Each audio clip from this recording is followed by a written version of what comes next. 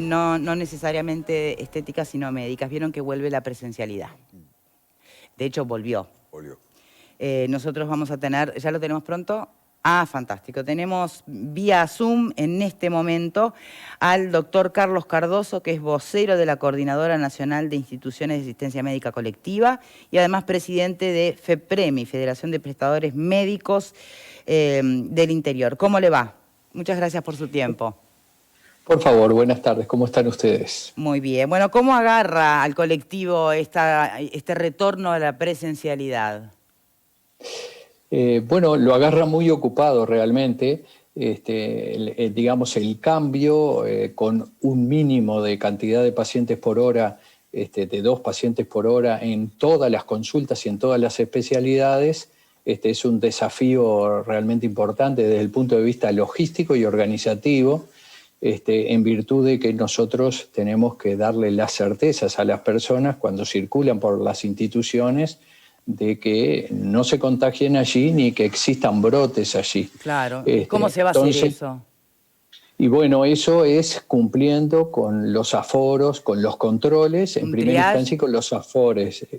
Claro, lo que sucede es que todas las personas para entrar tienen en general controles de temperatura y además los lugares donde se atiende y esas salas de espera, esos lugares por donde las personas circulan, tienen aforos y tienen cantidad de personas admitidas, digamos, en cada lugar. Entonces, los edificios son edificios, están así, y por lo tanto la cantidad de policlínicas que se pueden poner en estos lugares tienen que ver con el aforo que soporta el lugar. Claro. Entonces, podemos básicamente tener algunas instituciones que en determinados locales tienen áreas más grandes, en otros más chicos, claro. Entonces pueden tener un mínimo de presencialidad en esas policlínicas. ¿Quién decide eso? ¿Quién decide el aforo de cada institución? Ya está previsto por normas que tienen varios meses, más de 10 meses de funcionamiento, en el cual el tema de la distancia, el tema de que las personas allí que estén no solo mantienen la distancia, sino que además tiene que existir determinado tipo de circulación, por supuesto el alcohol en gel. Habitualmente las personas cuando concurren a los lugares no solo es la consulta con el médico, sino que también tienen mucho contacto con otros funcionarios de tipo administrativo, ya sea para coordinar otras acciones derivadas, para levantar medicamentos, para anotarse para estudios o para anotarse para otras policlínicas. Entonces, bien, todo eso está predeterminado. Una consulta, ¿ustedes prevén una avalancha de pacientes consultando? Porque en realidad la telemedicina viene funcionando bien, es decir, no sé qué opinan ustedes, pero a mí me ha pasado a hacer consultas telefónicas que realmente si amerita que me vean, me dicen que vaya. Si no, no. Entonces, no sé hasta qué punto, de verdad, otra historia son las operaciones que han quedado suspendidas, pacientes con determinadas patologías, pero la consulta general, el chequeo común, ¿eso va a cambiar o la gente va a intentar primero tener igualmente una consulta telefónica? Bueno, la consulta telefónica ahora está en el Uruguay reconocida por ley. En abril del año pasado se votó una ley de telemedicina que en definitiva tuvo su expresión en las normas y tuvo también una expresión en digamos, en las formas de trabajo en el último Consejo de Salarios en diciembre del año 2020, estamos hablando. Sí. La telemedicina llegó para quedarse. Ahora, esta es una función, una actividad en el que depende mucho de la presencialidad. Entonces, ya los consejos de salarios determinaron en realidad la aplicación de la equivalencia de la consulta, como se llama, pero en proporciones menores, o sea, la relación que va a quedar para el futuro va a ser 4:1. Claro. Quiere decir que cada 4 consultas presenciales va a haber una consulta telefónica.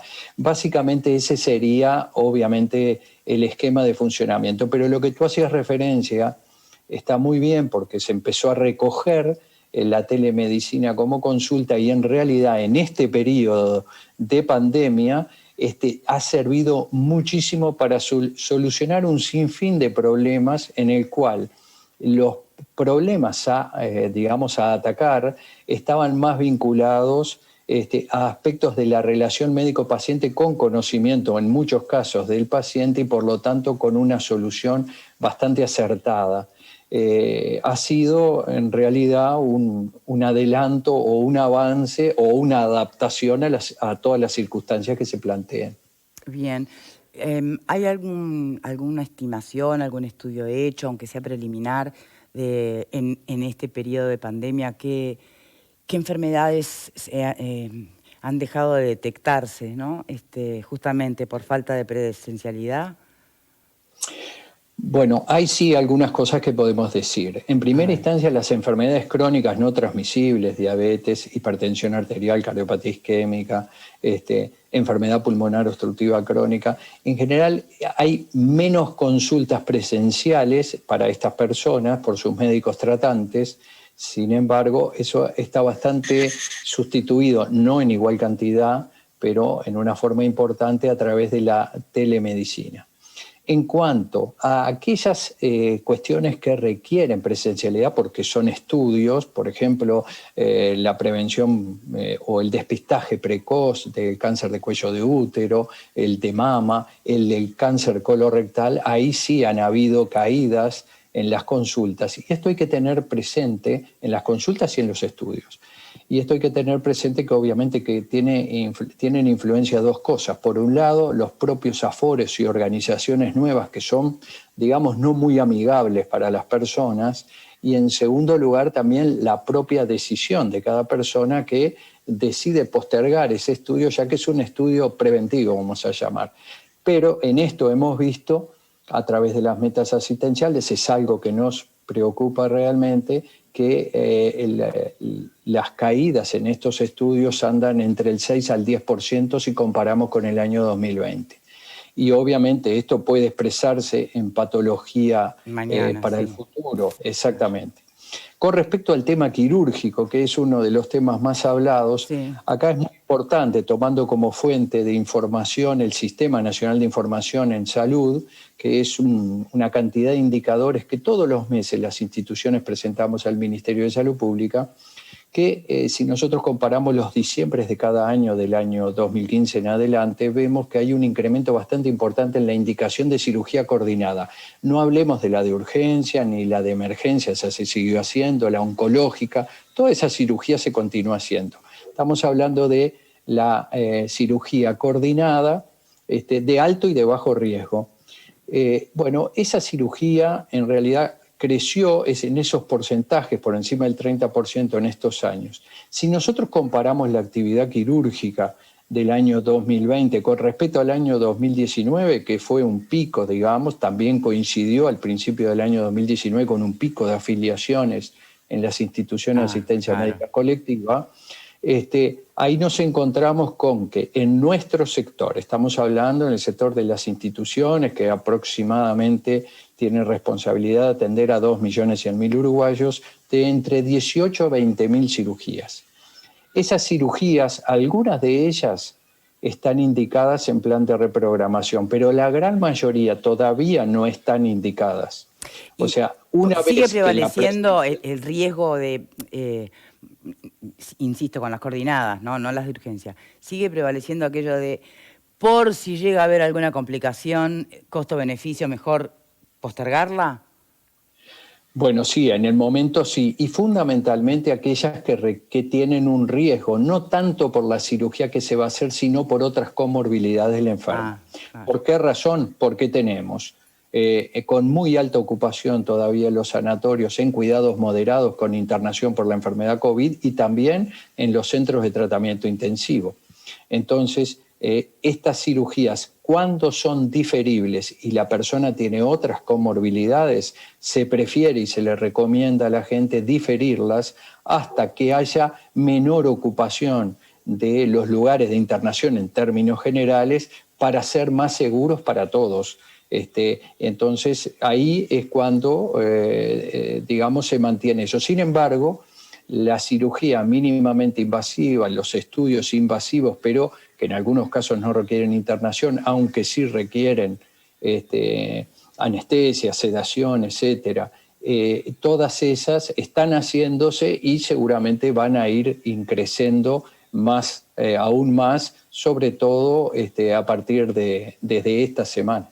Bien, la última para ir cerrando. Se habló tanto de la situación de los CTIs, de la ocupación. Hoy, ¿cómo es la realidad? Y bueno, la realidad hoy es que la mitad de las personas que están internadas en los centros de tratamiento intensivo es por la enfermedad COVID. Hay además un 21-22% de ocupación por otras patologías no COVID. Digamos, la cantidad de camas de terapia intensiva aumentó muchísimo en todo el país, en todas las instituciones públicas y privadas, en realidad desde el año pasado, pero muy fundamentalmente marcado a partir de este año, y ha permitido sobrellevar esta situación. De acuerdo a los datos y a la información de las últimas 2 semanas, que es naturalmente la información con la que se realizan las proyecciones de corto plazo exclusivamente, no avisoramos hoy o no hay un plazo en el corto plazo, estamos hablando 2 a 3 semanas para adelante, en el cual vaya a haber alguna situación en la que no haya cama disponible. El famoso colapso. Para hacerla. Perfecto. Exactamente. No avisoramos con las técnicas habituales de proyección, que son fórmulas matemáticas que se extraen de la realidad y que hacen proyecciones de acuerdo a determinadas variables. No faltarán camas, pero personal, recurso humano tampoco. Bueno, el recurso humano está muy ajustado porque se enferman también. Es menos elástico, obviamente. Claro. También hay que decir que en el sector salud, por suerte, la vacunación con Pfizer ha sido en una proporción muy alta, por encima del 91%, y la cantidad de casos y de contagios y cuarentenas ha disminuido notoriamente. Entonces, que no haya faltantes en el trabajo del recurso humano, que no es algo sustituible fácilmente, ha sido algo que ha ayudado, que ha colaborado mucho en esta situación. Esas son buenas noticias dentro de todo. Doctor Cardoso, muchísimas gracias por su tiempo. Por favor, a las órdenes. Muchas gracias a ustedes. Que pasen bien.